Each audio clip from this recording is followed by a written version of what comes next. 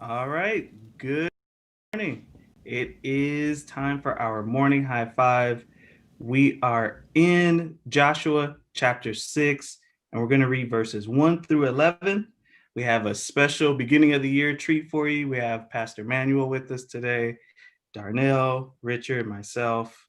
So let's read what the Bible says. Uh, Joshua 6, beginning at verse number 1, the English Standard Version says, "Now Jericho was shut up inside and outside because of the people of Israel. None went out and none came in. And the Lord said to Joshua, See, I have given Jericho into your hand with its king and mighty men of valor. You shall march around the city, all the men of war going around the city once. Thus shall you do for 6 days. 7 priests shall bear 7 trumpets of ram's horns before the ark. On the seventh day, you shall march around the city 7 times, and the priests shall blow the trumpets.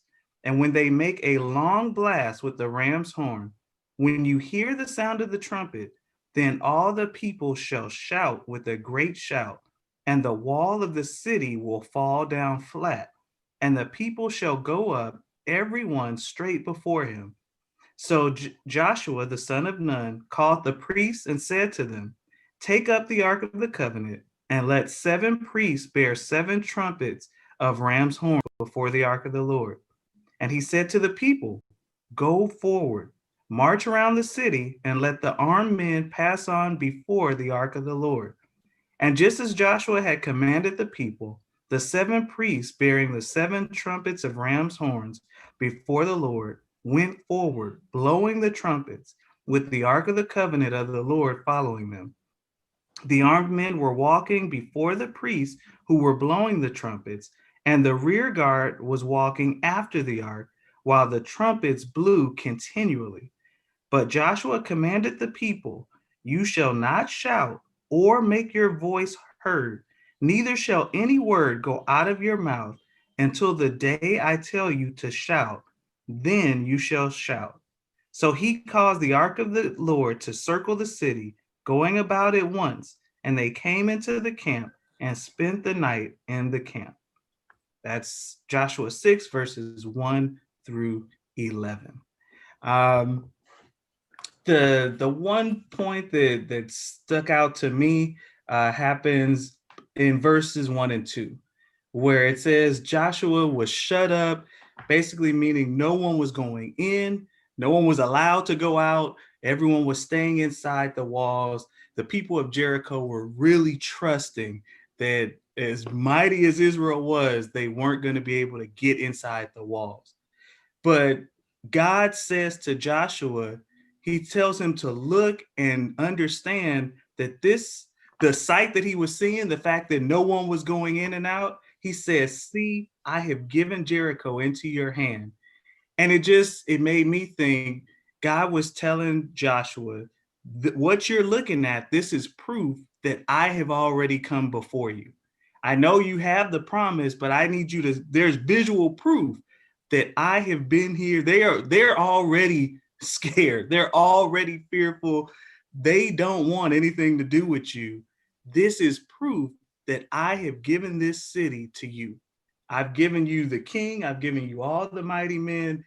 I need, but if you look at it, you might miss it. You might miss the picture. You might think, oh no, they're safe in there. No, no. I've given you that city. It's yours. The proof is in the fact that they don't even want to come out. So yeah, that was the one point that I saw. Darnell?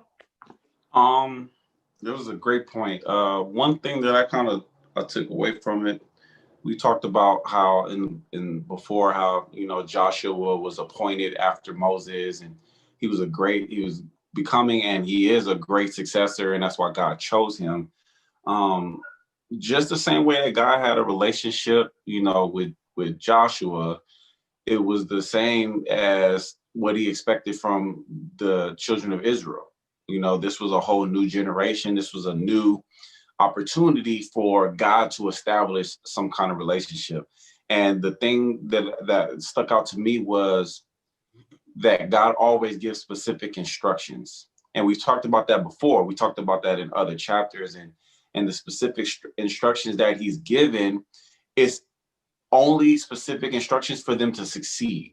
He's never going to give you specific instructions for you to fail as a test. He's giving you specific instructions because he has a relationship with you. So that means he expects you to be obedient of him. He's only going to expect obedience from people that he has a relationship with. If it's Joe Blow from that's just, finding Christ, he's not going to give them super detailed instructions because they know like they're just a babe in Christ. But for the ones who are believed to have a connection, to establish that relationship, he's giving specific instructions. And as you can see further along, obviously we're not there yet, but if you do know the story, you know what the outcome is. And it just always sticks out to me when God gives specific instructions the way he does, when he sends angels and gives specific instructions, when things happen, it's always very meticulous about what is being said. And when it is like that, there's an expectation for you to follow exactly what he said. And when you do follow what he said or what he says, that's when you succeed. And it's just a lesson for us in our day and age now that sometimes we might not hear the specific instructions, but we have, our word to tell us what we need to do. And it's specifically written down for us for it to cater to us on what we need to do. And if we follow these specific instructions, just like the children of Israel did and the way they did when they had to walk around Jericho for however many days, God instructed them to do, when you follow the instructions, you'll succeed. So that's kind of what stood out for me. Definitely. It's great points. The thing that stuck out to me was the instructions that God gave Joshua. These instructions don't make sense for what they're trying to do. They're getting ready to go to war. They're trying to get in through their walls. They're trying to figure out a way into the city. And God is telling them to march around the city. They're not even touching the wall. These instructions don't make sense. And it just, it made me think, are we open to God's instructions when they don't make sense to us? Like, does God's instructions have to make sense to you in order for you to follow? Or will you just follow his instructions, although they don't make sense to you? Because if anybody else were to tell you this outside of God, you wouldn't do it because it doesn't make sense. if somebody is telling you, like, in order to break into this house, just walk around it 7 times and then you'll be inside, like the walls will fall. You're not going to do it because it doesn't make sense. But coming from God, knowing who God is, having that relationship with him, it allows us to be able to trust him even when it doesn't make sense to us. And then I think that's one thing that we have to remember is that God knows a lot more than we do. God thinks differently from we do. And so his instructions, they shouldn't have to make sense to us. They shouldn't. Right. But in a lot of cases, our minds won't allow us to get past, the instructions making sense. Even if we just look at the birth of Christ, we see a virgin had a baby. Like, that doesn't make sense. It doesn't happen like that, and it's just, removing God out of that box that we put him in sometimes, of only being limited to doing these things. And that's what really just stuck out to me, just being open to God's instructions, even when they don't make sense. Hey, one thing, if you think about it, like our faith, our theology, like it is based on something that doesn't make sense. We're supposed to believe in a God who just out of nowhere created everything, spoke everything into existence. I can't see him, I can't touch him. And that same God sent himself into a virgin and was born and walked on earth, but he was perfect.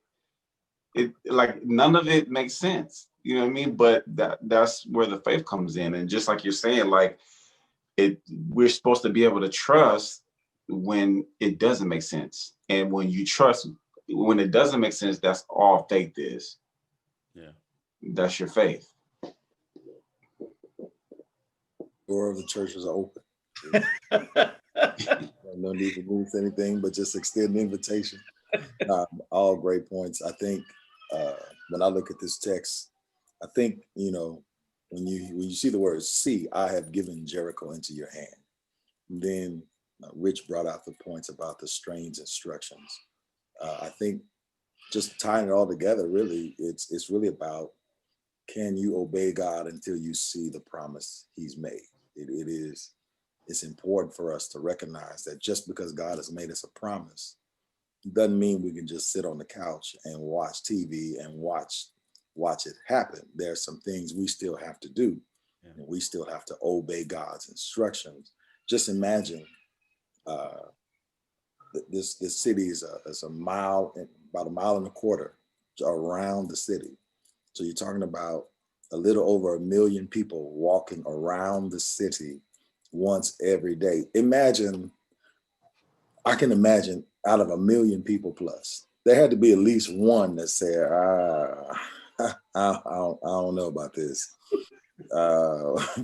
You know, I need to get back to watch my show, you know, that kind of thing. Like, do we all have to go, or maybe just the leaders?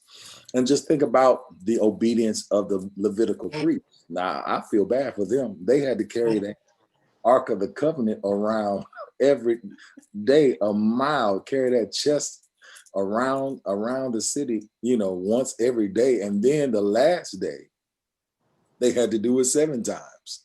Now, that's obedience, because really, when you think about it, although, you know, they didn't have to fight, they didn't have, like Rich said, they weren't trying to knock the wall down. This still took, you know, great effort. It still took great organization. It still took them to be unified. Just imagine if people start walking in all different directions, they would have been bumping into each other, and it would have made it so much worse. So I think for me, I think it's important that we really, truly understand, thank God for his promise. However, there's some things I need to do. I need to participate in this process. And whatever God has instructed me to do, I need to recognize that my obedience is what makes the promise manifest, if that makes sense. My obedience makes the promise manifest. Imagine they got around that 6th time on the last day and was like, that's it. I ain't got no more left in me. Let's go back to the camp. Nothing happened. And the wall is sitting there going, come on, one more time. The wall is saying, one more time, one more thing, you know, that just imagine those instructions, the 7th day, 7 times, walk around. So they had to be obedient to those strange instructions in order to see the promise. And so, you know, and the good news is this, and I'll take it, and you guys could probably discuss this next week. Somehow they were getting to Jericho because that was God's plan. Right. That was God's plan. So no matter what, God was going to get them to Jericho. I think walking around the walls may have been God's way of saying, here's the easiest route for you. Just walk around the wall. Just trust me and I'll knock the wall down, right? It's just like, remember Moses, who was supposed to speak to the rock, but he hit the rock.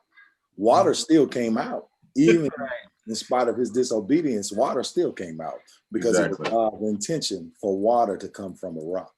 So I would suggest that no matter what Israel would have done, God would have got them to Jericho. It's just, how would that have happened?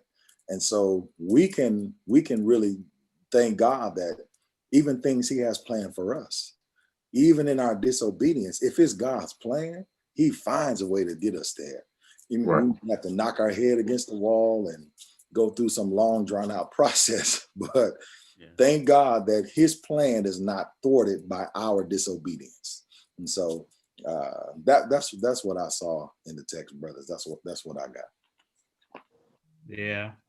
Just throw in one more little thing, because at every level, everyone had an assignment, everyone had instructions. Because even the people, Joshua was like, don't say a word. Like, this is not a social, we're walking around talking like, oh, how you feel like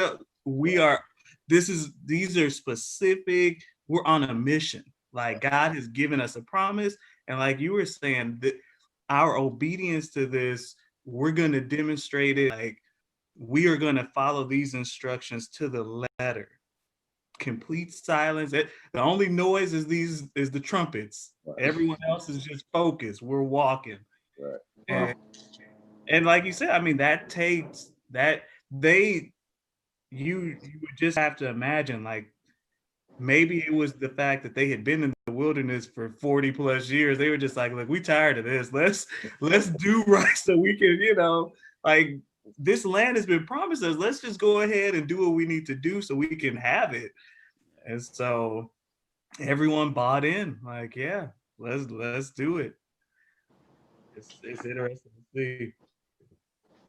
Yeah. Anything else? All right.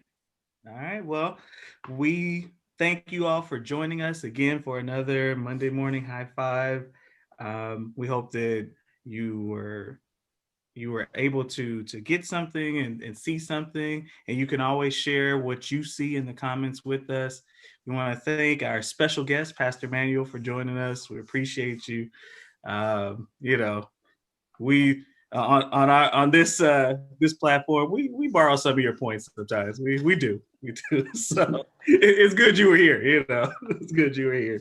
I can imagine somebody was saying, "Didn't we hear that before? We heard that last week." Uh-huh. Hey, good theology. So we appreciate all of you for watching. Thank you for all your encouragement, all of that. And if God says the same, we'll be back next Monday, and we will make another dent in chapter 6. Continue. Yep. All right. Have a good one.